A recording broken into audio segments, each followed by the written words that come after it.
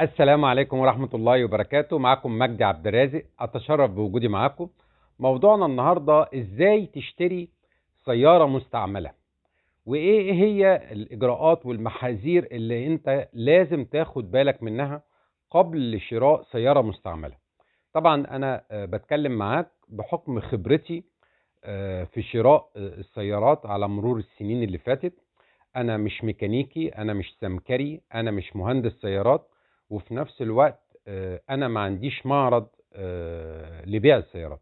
لكن انا بكلمك على اساس الخبرة بتاعتي في شراء وبيع السيارات المستعملة. اول حاجة لازم تاخد بالك منها هي الورق. هتشوف الرخصة بتاعة العربية وتشوف مطابقة الاسم اللي فيها مع البطاقة الشخصية بتاع الشخص اللي بيبيع العربية ولا لا. لان انت اساسا عايز تشتري عربية من شخص، يا اما هو صاحب العربية يا اما معاه توكيل او توكيلين للعربية دهيت. لكن مفيش 3 توكيلات. احب اقول لك ان طبعا كل ما كان العربية بتاعت الشخص نفسه يكون امن. اما اذا كان في توكيل او توكيلين فطبعا يفضل ان هي تكون بدون توكيلات. طيب هبص على البطاقة الشخصية وهبص على الرخصة. في نفس الوقت اذا كنت انا ناوي اشتري فيما بعد هاخد صورة من الرخصة وهاخد صورة من البطاقة الشخصية بتاع الشخص اللي هيبيع لي العربية دي. النقطة التانية، في ناس بتحب تكتب عقد ابتدائي. هل ليه أهمية؟ أنا مش شايف ليه أي أهمية ومفيش داعي إنك أنت تكتبه.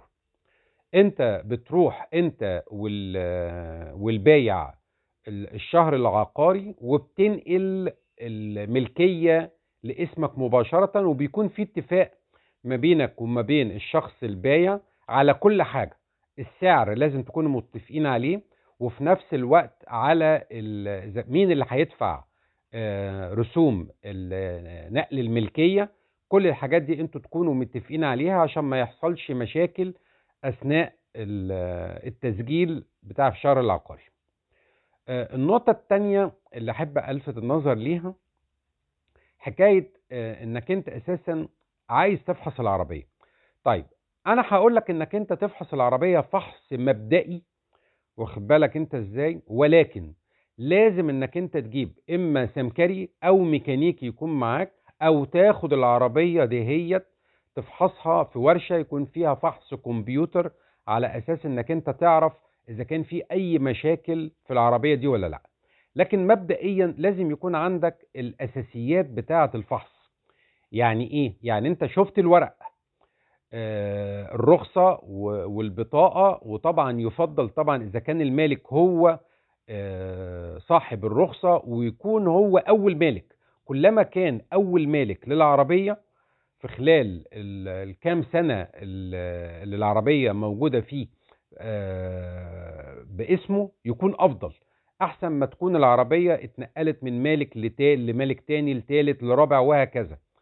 النقطة التانية اللي أحب ألفت النظر بتاع حضرتك ليها، إنك أنت بتشوف العربية بوجه عام من الخارج، ويفضل طبعا إنك أنت تفحصها بالنهار مش بالليل، أو في معرض، او في حته تكون مظلمه. لا، يفضل ان انت عايز تشوف عربيه شوفها بالنهار. هتقف حوالين العربيه وتبص عليها تشوف هل في اعوجاج في العربيه ولا لا. هتبص على البوهيه بتاعت العربيه اذا كانت متاكله من الشمس ولا لا، اذا كانت بوهيه السقف متاكله او بوهيه الرفارف متاكله ولا لا من الشمس.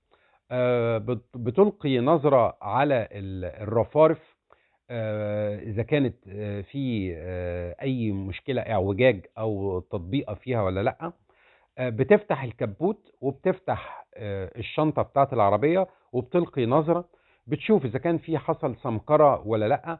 بتبص على الفواصل بتاعت الابواب، الفواصل اللي ما بين الرفارف والكبوت او الرفارف والمقدمه.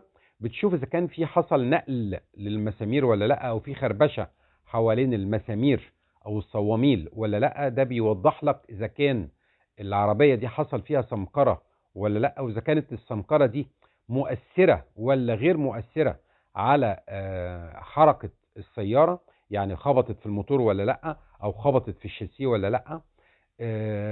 الحاجات دي مهمة، بتلقي نظرة بس، لكن ده ما يغنيش عن انك انت السمكري هيفحصها او الميكانيكي هيفحصها او هتفحصها فحص كمبيوتر. طبعا بالنسبة للبوهية بيبقى في عندهم هم قلم بيفحص نسبة البوهية بالنسبة للمعجون، وبيوضح لك اذا كانت المنطقة دي هي خدت معجون ولا ما خدتش معجون.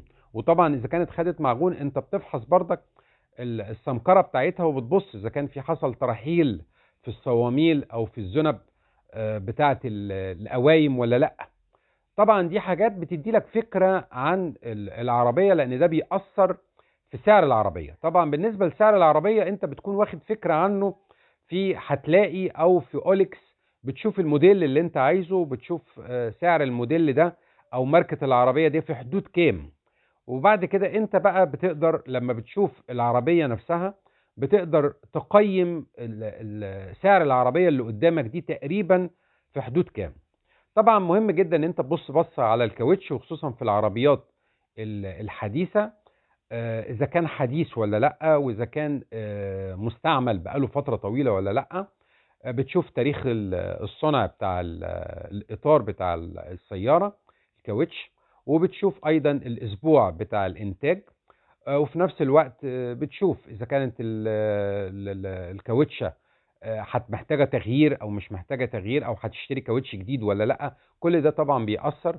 بتشوف الفوانيس، هل الفوانيس كويسة ولا لا، طبعا ده بيأثر في السعر.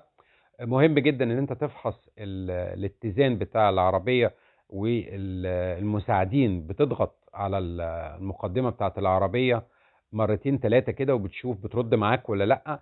ده بيدي لك فكرة عن المساعدين. طبعا انت لما بتمشي بالعربية يفضل تمشي بيها او تجربها في مكان يكون مثلا شارع يكون فيه مطبات وكده، عشان تقدر تعرف اذا كان في اصوات بتطلع من العربية ولا لا.